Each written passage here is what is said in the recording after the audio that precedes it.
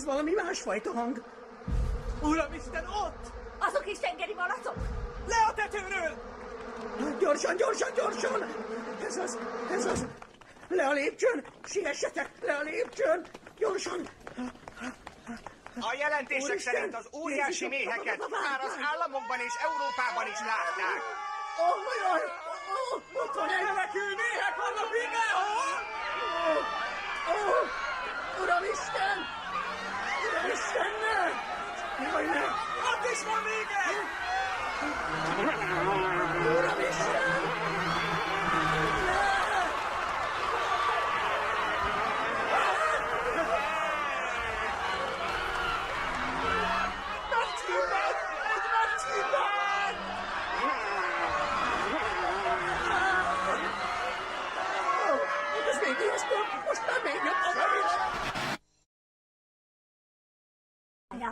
Arra esélyünk sincs, ellették a tengeri patkányok. Patkányok? Milyen tengeri patkányok? Istenem!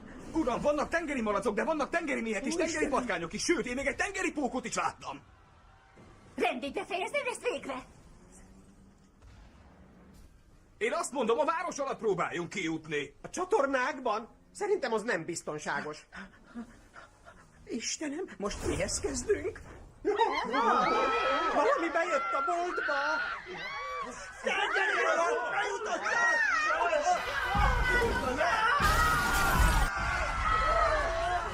Mindenhol ott vannak! Segítség! Valaki! Már nem segíthet rajta! Ott is van valami! Tengeri medve! Nem, az tengeri egér maga barom! Segítség! Menjünk el a raktárba!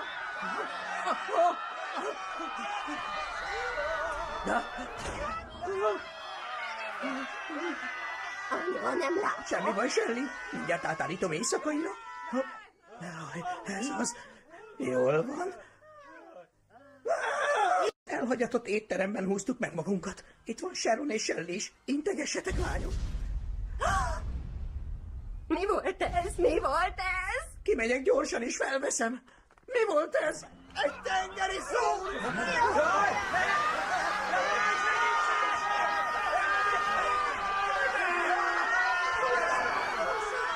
Úristen! Jaj, most már túlságosan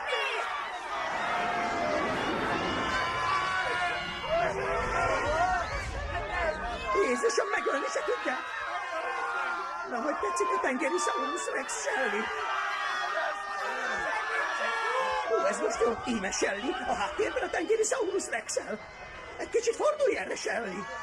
Nagyon jó. Tartsd oda a kezedet, mintha a tengeredben lenne a tengeri Saurus. Shelley? Randy!